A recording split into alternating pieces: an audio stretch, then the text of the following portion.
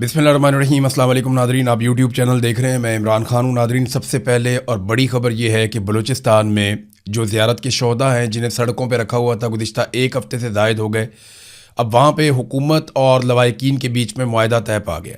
ये धरना चल रहा था, हज़ारों लोग यहाँ पे मौजूद थे और 8-9 दिन गुजरने के बाद बिलाखिर हुकूमत को होश आई और उन्होंने मुतालबात तस्लीम किए मुज़ाहिरीन के।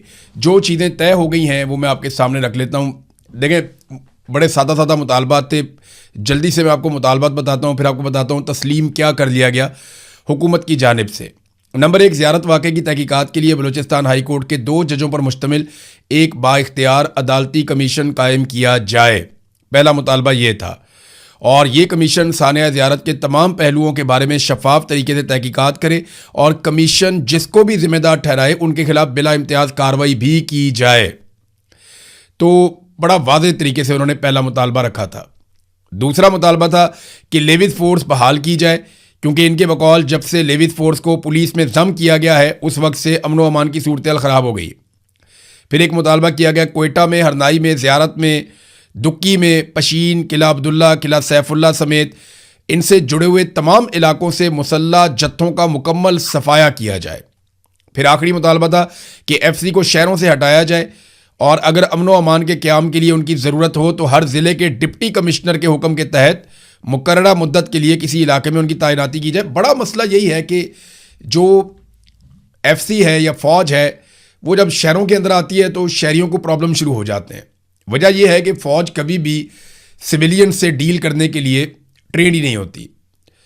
मैं कोई फ़ौज की बुराई नहीं कर रहा, मैं आपको एक कॉमन चीज़ बता रहा हूँ। आप यहाँ बरतानिया के अंदर इनकी फ़ौज निकाल के आप शहरों में ले आएंगे तो थोड़े दिनों के बाद लोगों की फ़ौज के साथ लड़ाई हो जाएगी।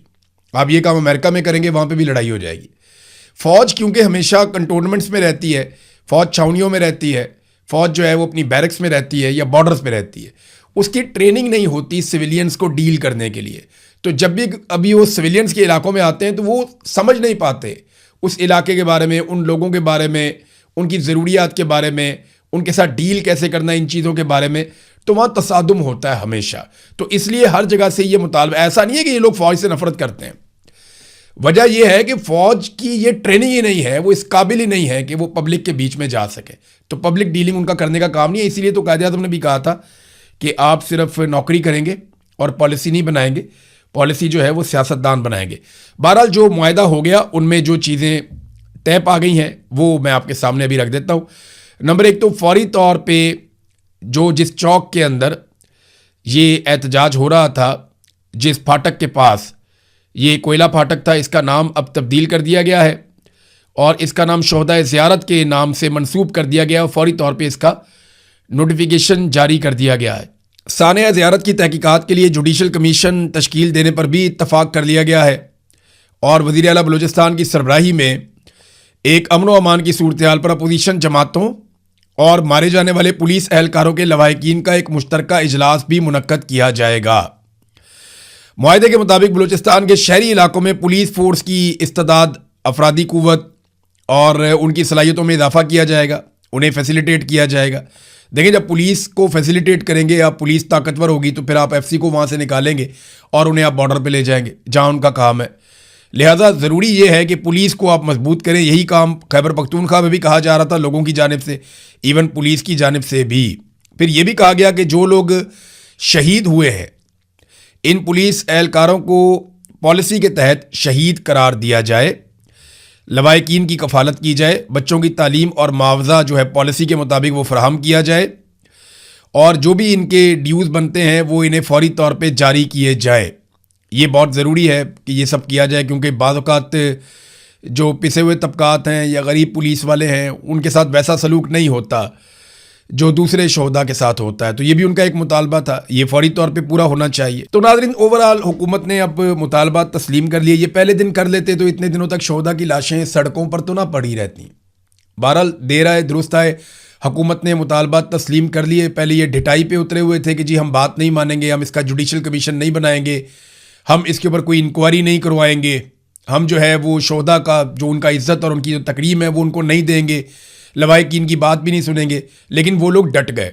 हुकूमत को लगता था 2 दिन, 4 दिन, 5 दिन में ये लोग चले जाएंगे, लेकिन जब दिन काफ़ी बढ़ गए तो फिर हुकूमत को सरेंडर करना पड़ा शोहदा के लवाहिकीन और धरना देने वाले लोगों के सामने। तो अब जो शोहदा हैं उनकी तदफीन होगी। लेकिन अफसोसनाक सूरत हाल ये है कि बलूचिस्तान में इस वक्त भी जबरी गुमशुदगियों का सिलसिला जारी है। चंद सहाफ़ी जो हैं वो भी गायब हो गए हैं। चंद नौजवान, यानी रोज़ाना दो तीन खबरें आती हैं कि नौजवान बलूचिस्तान से लापता कर दिए जाते हैं। और ये जो जबरी गुमशुदगियाँ हैं इनका सिलसिला पहले भी जारी था, लेकिन अब बहुत तेज़ कर दिया गया है। अहमद फरहाद साहब जिन्हें आज़ाद कश्मीर में गिरफ्तार किया गया था, उनके बारे में कुछ समझ नहीं आती, तो इतलात आती रहती हैं। हुकूमत ने किस चक्कर में उन्हें जेल में रखा हुआ ये भी पता नहीं चलता, क्यों उन्हें गिरफ्तार रखा हुआ ये भी पता नहीं चलता, कौन सा ऐसा उन्होंने जुर्म कर दिया सवाए इसके कि वो अपने लोगों के हक़ के लिए बात करते हैं आइन और कानून के दायरे में रहते हुए। तो अहमद फरहाद साहब की सेहत काफ़ी ख़राब हुई है, इसके बारे में कुछ सहाफ़ी मुझे बता रहे थे और वो ये कह रहे थे कि उनकी तबीयत काफ़ी ख़राब है, उनको रिहाई मिलनी चाहिए ताकि वो अपना इलाज करवा सकें। लेकिन दबाव उन पे यही है कि आप एक वीडियो बना दें और घर चले जाएं। बहरहाल अहमद फरहाद साहब ने अभी तक कोई वीडियो नहीं बनाई। मेरे ख्याल में वीडियो बना के जान छुड़वाएं, बाहर निकल के अपना इलाज करवाएं और उसके बाद जो है फिर आप अपना मौक़िफ़ दें। सारी दुनिया को पता है कि एक्चुअली आपके साथ क्या हो रहा है। आप अगर वीडियो बना भी देंगे ना, कोई अगर अहमद फरहाद साहब वीडियो बना देंगे या कोई वीडियो बना देंगे वो जो शौकत नवाज मीर साहब हैं, इससे कोई फ़र्क नहीं पड़ेगा। लोगों को पता है ज़बरदस्ती बनवाइए, पकड़ के बनवाइए।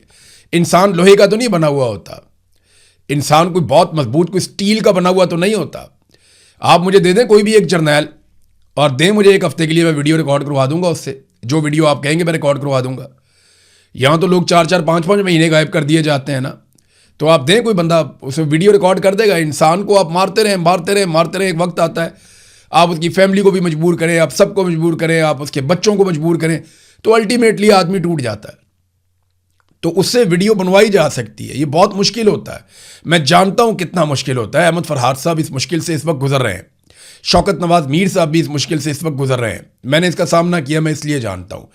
लिहाजा कोई यकीन नहीं करेगा, अगर आपने कोई वीडियो बना भी दी तो कोई नहीं मानेगा, ये ज़बरदस्ती बन रही है। नादरीन, कश्मीर में क्योंकि अहमद फरहाद साहब वहाँ गिरफ्तार हुए हैं, वहाँ मैं आपको ले जाता हूँ। कश्मीर में सूरत हाल क्या है, दरअसल हुआ क्या, मैं आपको बताता हूँ। जो ओवरसीज़ बीच में बंदे डाले गए ना, उन्होंने आकर कहा कि जनाब हमें भेजा है आसिम मुनीर साहब ने और आसिम मुनीर साहब का मैंडेट हम लेकर आए। तो जॉइंट अवामी एक्शन कमेटी, क्योंकि एक कलअदम जमात अब करार दिया जा चुका है उसे, तो उन्होंने हिकमत अमली के तहत ये बात पब्लिक कर दी कि आसिम मुनीर साहब को हमने ख़त लिखा था, तो उसके जवाब में उन्होंने जनाब बंदा भेज दिया है और हम उनके साथ बातचीत कर रहे हैं। लिहाजा हमने अपना लॉन्ग मार्च मुलतवी कर दिया है और अब हम यहाँ पे धरने पे बैठे हैं और इंतज़ार करेंगे 22 तारीख तक। अब जब मेरा राब्ता हुआ उन लोगों से, वो कहते हैं जी हमारे साथ जो कुछ हुआ वो सारा कुछ हम बताएंगे, हमारे साथ जो वादे और दावे किए गए और जिस जिसका नाम लिया गया हम वो भी बताएंगे, लेकिन हम 22 तारीख तक इंतज़ार करेंगे। अगर 22 तारीख तक हमारे मुतालबात तस्लीम कर लिए गए और कश्मीरियों को उनके हकूक़ मिल गए तो फिर सूरत हाल कुछ और हो जाएगी। लेकिन अगर 22 तारीख तक सूरत हाल जूं की तूं रहती है और इसी तरीके से डिटाई दिखाई जाती है, तो ना सिर्फ हम हक़ाइक़ सामने रखेंगे बल्कि हम अपने अगले लायामल का ऐलान भी करेंगे। तो ये आसिम मुनीर साहब के साथ प्रॉब्लम एक ये भी बन गई ना कि वो कलअदम जमात करार दिया गया उसको, और उसके साथ अगर वो अपने नुमाइंदे भेजकर बातचीत करेंगे तो ये एक और इशू बन जाएगा। लिहाजा फौरी तौर पे इसीलिए तरदीद भी करवाई गई। बिलावल जो है वो कश्मीर से वापस आ गए हैं। जो मिशन नूरा कुश्ती है बिलावल का, वहाँ पे PMLN और पीपल्स पार्टी की नूरा कुश्ती, वो नाकाम हो गया क्योंकि PMLN आई नहीं सामने और बिलावल अपोजिशन होने का ड्रामा कर रहे थे। हालांकि वो वहाँ पे हुकूमत में है, बिलावल के पास आज़ाद कश्मीर की हुकूमत है। ये जितनी पाबंदियाँ लगी हैं, सरों के ऊपर इनाम रखे गए हैं, जितनी फोर्सेस वहाँ पे बुलाकर कत्लेआम किए गए हैं, ये सब बिलावल की मर्ज़ी से हुआ। और बिलावल की पार्टी पाकिस्तान पीपल्स पार्टी, जिसकी हुकूमत भी आज़ाद कश्मीर में, उन्होंने ये सारा कुछ जुल्म वहाँ पे आज़ाद कश्मीर में किया। बहरहाल बिलावल 3 दिन तक रहे आज़ाद कश्मीर में और मुजफ्फराबाद में जलसा किए बगैर या कोई कॉर्नर मीटिंग किए बगैर मुजफ्फराबाद से वो वापस आ गए बिलावल। हो सकता है दोबारा चले जाएं, कोई इस्टेब्लिशमेंट से इजाज़त मिल जाए। लेकिन जो इन्फॉर्मेशन आ रही है वो ये आ रही है कि लोगों में गर्मजोशी कोई नहीं है और आज़ाद कश्मीर के लोग इन इंतखाबात में बिल्कुल दिलचस्पी नहीं ले रहे। और बिलावल को इस बात का भी आइडिया है कि लोगों की तरफ से रद्द-ए-अमल आ सकता था। बहुत मुमकिन है किसी जगह पे कोई बंदोबस्त किया जाए, कोई माहौल बनाया जाए और वहाँ पे बिलावल जरदारी को हेलीकॉप्टर के ज़रिए से उतार कर कोई एक इंडोर किस्म का या एक मखसूस बंद माहौल के अंदर सिक्योरिटी के हिसार में एक आधा जलसा और करवा दिया जाए बिलावल का, ताकि पीपल्स पार्टी को कश्मीर में हुकूमत बनाकर दी जा सके। लेकिन अभी ऐसा कुछ दिखाई नहीं दे रहा है। देखिए ना, पीएमएलएन तो आई नहीं मैदान में। नवाज शरीफ, जिनके बारे में कहा जाता है पाकिस्तान का 3 दफ़ा वज़ीर आज़म भी हो रहे हैं, उनके बारे में कहा जाता है उससे बड़ा लीडर कोई नहीं है, तो नवाज शरीफ आज़ाद कश्मीर में आ भी नहीं सके। इससे पहले वो गिलगित बल्तिस्तान में आए नवाज शरीफ साहब, लोगों ने बिल्कुल रिस्पॉन्ड नहीं किया और मियाँ साहब को गिलगित बल्तिस्तान का दौरा अधूरा छोड़कर जाना पड़ा। अब मियाँ साहब जो है वो आज़ाद कश्मीर आ ही नहीं पा रहे। नवाज शरीफ को इस वक्त कंपेन के लिए आज़ाद कश्मीर जाना चाहिए था। कुछ अर्सा पहले उन्होंने आज़ाद कश्मीर के लोगों से मुलाकात की, जब टिकटों की तकसीम हो रही थी तब भी उन्होंने बातचीत की, और मियाँ नवाज शरीफ ने आज़ाद कश्मीर के लोगों को कहा कि मैं खुद आऊँगा आपकी कंपेन चलाने के लिए। अब वो बार बार बुला रहे और मियाँ साहब किधर गायब हैं, किसी को कुछ पता नहीं। मियाँ साहब आज़ाद कश्मीर कंपेन के लिए जाने की बजाय इधर उधर की गेम कर चुके हैं और मियाँ साहब नहीं जा रहे आज़ाद कश्मीर, क्योंकि उन्हें आइडिया है कि वहाँ पे लोग टमाटर मारेंगे या वहाँ पे लोग ऐसी बेइज्जती करेंगे या पब्लिक रिस्पॉन्ड नहीं करेगी तो एक नई मुसीबत बन जाएगी। सिक्योरिटी इश्यूज़ हैं, बिलावल भी आगे, हो सकता है बिलावल को दोबारा मौका मिल जाए, क्योंकि बिलावल को वहाँ पे हुकूमत भी बनाकर देनी है। फजलुर रहमान साहब के हवाले से जो एक उनकी और एस्टेब्लिशमेंट की नूरा कुश्ती चल रही है वो अभी जारी है। देखिए, मैं नूरा कुश्ती उसको क्यों कह रहा हूँ, उसकी वजह यह है कि फजलुर रहमान साहब ने अभी तक फॉर्म 47 पर मिलने वाली जो जाली नशिस्तें हैं वो वापस नहीं की। ना उन्होंने एमएनए की सीटें छोड़ी हैं जो उनको जाली दी गई फॉर्म 47 पे, ना उन्होंने सेनेटर्स की वो सीटें छोड़ी हैं जो जाली सीटों के ज़रिए से उनको मिली, और ना उन्होंने सूबाई असम्बली की सीटें छोड़ी हैं, और ना ही फजलुर रहमान साहब ने वो मखसूस नशिस्तें वापस की हैं जो पाकिस्तान तहरीक इंसाफ से माले गनीमत के तौर पे छीन कर इस जाली सरकार ने और एस्टेब्लिशमेंट ने फजलुर रहमान साहब को तोहफे में दी थी। तो फजलुर रहमान साहब अगर तो वो चाहते हैं कि ये समझा जाए, ये मान लिया जाए कि फजलुर रहमान साहब एंटी एस्टेब्लिशमेंट हैं, तो फिर फजलुर रहमान साहब को फौरी तौर पे वो तमाम चीज़ें वापस करनी होंगी जो एस्टेब्लिशमेंट ने तोहफे के तौर पे फजलुर रहमान साहब को दी हुई हैं। चीज़ें वापस करें ताकि लोग ये समझें कि फजलुर रहमान साहब इनकलाबी हो चुके हैं। लेकिन अगर इमरान खान का मुकाबला करना है तो फजलुर रहमान को बहुत लंबा सफ़र तय करना पड़ेगा। हो सकता है आजकल में फजलुर रहमान पे कोई मुकदमा दर्ज कर दिया जाए, हो सकता है गिरफ्तार कर लिया जाए, हो सकता है थोड़ा प्रेशर डाला जाए और फजलुर रहमान को हीरो बनाने की कोशिश की जाए मजीद। लेकिन लोग पता कब मानेंगे? लोग तब मानेंगे जिस दिन फजलुर रहमान को और उनके सारे भाइयों को नाअहल कर दिया जाएगा, उनके बेटे को इलेक्शन के लिए नाअहल कर दिया जाएगा, जिस दिन फजलुर रहमान साहब की पार्टी में 15-20 हज़ार लोगों को इकट्ठा गिरफ्तार कर लिया जाएगा, कोई 35-40 हज़ार अफराद के ऊपर FIRs हो जाएंगी, जिस दिन फजलुर रहमान पे 300 मुकदमा दर्ज हो जाएंगे, जिस दिन फजलुर रहमान साहब की फैमिली को गिरफ्तार कर लिया जाएगा, जिस दिन फजलुर रहमान साहब की पार्टी के कारकुनान 8-8, 10-10 हज़ार की तादाद में पकड़ के जेलों में भर दिए जाएंगे, जिस दिन फजलुर रहमान साहब की पार्टी के लोगों को जबरी तौर पे गुमशुदा किया जाएगा, उनकी पार्टी का इंतखाबी निशान छीन लिया जाएगा, उनकी पार्टी की रजिस्ट्रेशन ख़त्म कर दी जाएगी और उनकी पार्टी के लोगों को अगवा करवा के उनसे बयान दिलवाए जाएंगे कि मेरा फजलुर रहमान साहब की पार्टी से या फजलुर रहमान से कोई ताल्लुक नहीं है, पाक फौज जिंदाबाद। जब इस किस्म के बयानात आएंगे तो फिर हमें लगेगा कि शायद अब फजलुर रहमान साहब इमरान खान साहब वाले रास्ते पे चल रहे हैं या वो इनकलाबी बनने जा रहे हैं।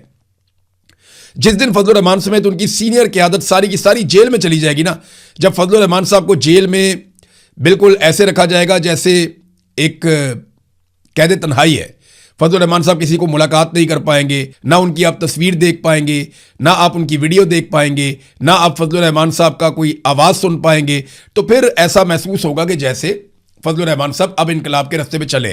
तो फजलुर रहमान साहब के लिए मशवरा ये है कि ये बहुत लंबा और कठिन सफ़र है, आपसे नहीं होगा। आपने बड़ी पुरसाइश ज़िंदगी गुजारी है, आप स्टेटस को का हिस्सा है, आपके बड़े अच्छे ताल्लुकात हैं सबसे, आप ताल्लुकात बनाकर रखें, लोग आपकी बातों में नहीं आएंगे।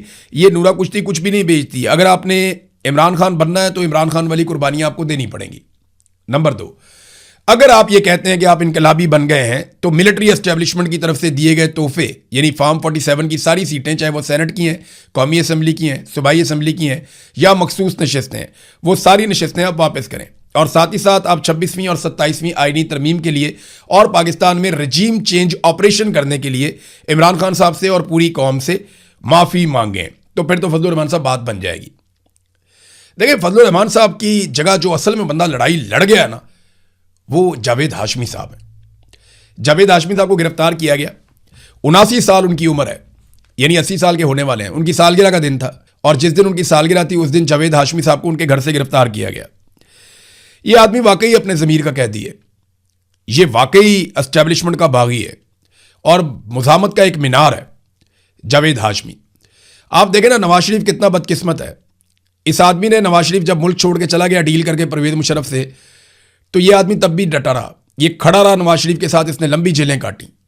लेकिन आज उसी नवाज शरीफ की बेटी की हुकूमत है पंजाब में और भाई की हुकूमत है वफाक में, और उसी जावेद हाशमी को उसके घर से गिरफ्तार किया जाता है। कमाल नहीं कर दिया नवाज शरीफ ने, नवाज शरीफ की बेटी ने और उसके भाई ने। ये बेफैज खानदान है। ये कल को अभी ये बाजवा के खिलाफ बोलते हैं, इससे पहले औरों के खिलाफ बोलते थे, मुशर्रफ के साथ डील की, फिर मुशर्रफ के खिलाफ बोलते रहे, अभी ये कल को आसिम मुनीर के खिलाफ भी बोलेंगे। आजकल तो ये हर वक्त ये कहते हैं ना, आसिम मुनीर ये हैं वो हैं, कल को ये आसिम मुनीर के खिलाफ भी बोलेंगे, आप ये याद रखिएगा। जावेद हाशमी साहब ने जो आखिरी ट्वीट किया, वो ट्वीट जावेद हाशमी साहब का जर्नैलों के बारे में था, और उन्होंने कुछ मिसालें देकर याया खान की या बाकी जर्नैलों की उन्होंने बताया किस तरीके से पाकिस्तान को तबाह बर्बाद किया गया, और उन्होंने कहा कि आज भी उसी रास्ते पे आप लोग चल रहे हैं।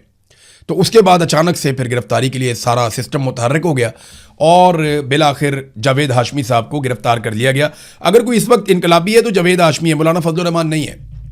1000 मौलाना फजलुर रहमान निकलते हैं एक जावेद हाशमी में से, और जावेद हाशमी अपने मुंह से कह चुके हैं कि जो तकलीफें और जेल इमरान खान ने काटी है मैंने कभी नहीं काटी, या इतनी तकालीफ तो हमने भी कभी नहीं देखी। नाज़रीन, पेट्रोलियम मसनूआत की कीमतों में इजाफा कर दिया गया। लगे हाथों में आपको बता देता हूं कितना इजाफा किया गया, कैसे इजाफा किया गया। एक नया फार्मूला लेकर आई है हुकूमत। एक तो जो डीजल है उसकी कीमत में इजाफा किया गया 31 रुपए से जायद, और पेट्रोल 5.5 रुपए। तो 31 रुपए से जायद डीजल की कीमत में इजाफा किया गया उस वक्त जब किसान को डीजल की जरूरत होती है। बहरहाल इन्होंने इजाफा कर दिया और आम आदमी की कमर में एक और छुरा घोंप दिया। लेकिन एक नया काम भी किया इन्होंने किया यह कि अब रोजाना की बुनियाद वाला फार्मूला है। यानी पहले तो यह होता था ना कि 15 दिन के बाद पेट्रोलियम मसनूआत की कीमतें कम होंगी या ज्यादा होंगी तो उसका फैसला हो जाता था, लेकिन अब रोजाना की बुनियाद पे यह फैसला हुआ करेगा। यानी आज पेट्रोल की कीमत बढ़ाई है, कल थोड़ी सी कम करके परसों फिर बढ़ा सकते हैं, फिर बढ़ा सकते हैं, फिर बढ़ा सकते हैं। तो रोजाना की बुनियाद के ऊपर ये पेट्रोलियम मसनूआत की कीमतों को कम या ज्यादा कर सकते हैं।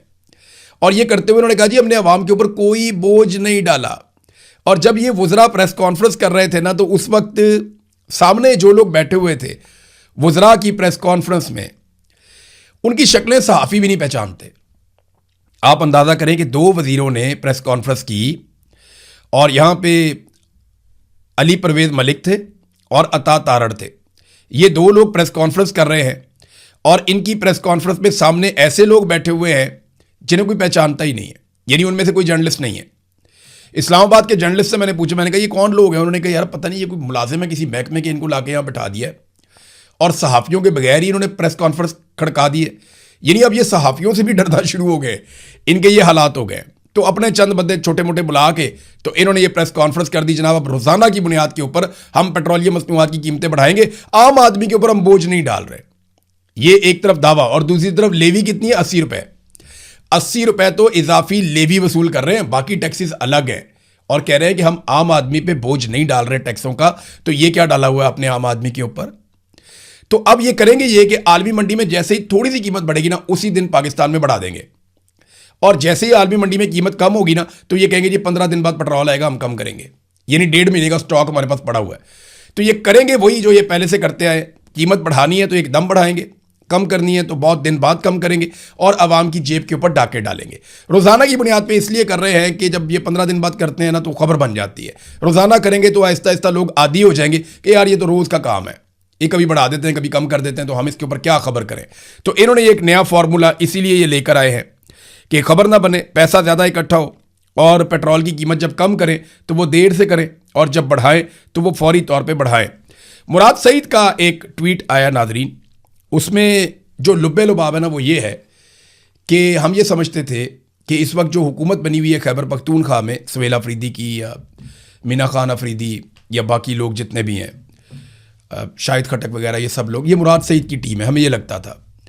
लेकिन आज मुराद सईद ने एक जुमले में ये बात क्लियर कर दी कि उनका इनसे कोई राब्ता नहीं है, और जो गिले शिकवे उन्होंने किए हैं अपने इलाके की एक यूनिवर्सिटी कैसे ज़मीन पे कब्जा हुआ, किस तरह वो छुड़वाया गया, कैसे वहाँ पे मिलिट्री आके बैठ गई, वो सारी चीज़ें, और किस तरह जर्नैल उन पे दबाव डालते रहे कि जनाब आप ठेका हमें दे दें। रिटायर्ड जर्नैल उन्हें कहते रहे जी ठेका आप हमें दें और हम बड़े अच्छे तरीके से करेंगे। तो मुराद सईद ने कहा जी ये तो मेरा काम ही नहीं है, ये तो कानून और आइन के मुताबिक होगा। लेकिन आपको पता है कि पाकिस्तान में सारा कुछ उन्हीं के लिए है जिनके पास डंडा है, मिसाल के तौर पे ये पीआईए वाली मिसाल मैं आपको दे देता हूं, ये बड़ी इंटरेस्टिंग है। पीआईए के जिम्मे 4.5 अरब रुपए के टैक्स और जुर्माने और सरचार्ज माफ कर दिए गए। आप देखें कैसा मजा आ रहा है ना आपको। 10 अरब रुपए का पीआईए पहले बेचा, 14 अरब रुपए से जायद की प्रॉपर्टी साथ दे दी, और अब उसके 4.5 अरब रुपए के जुर्माने, टैक्सेस और जो सरचार्ज हैं वो भी माफ कर दिए गए। तो देखें ना, जब आप किसी को तोहफा देते हैं तो ऐसे देते हैं। फौजी फाउंडेशन और उनके दीगर साथी पीआईए को ले गए। अब जब से उन्होंने लिया है, पीआईए पे नवाजिशात, अनायात, सब कुछ उनको दिया जा रहा है। और बाकी एयरलाइंस इसका मुकाबला कैसे करेंगी? ये भी एक प्राइवेट एयरलाइन है, बाकी भी प्राइवेट एयरलाइंस हैं, तो वो कैसे इसका मुकाबला करेंगी? ये सवाल तो अपनी जगह पे अभी तक खड़ा है। नाज़रीन, अब तक के लिए इतना ही। अपना ख्याल रखिएगा, अपने चैनल का भी। अल्लाह हाफ़िज़।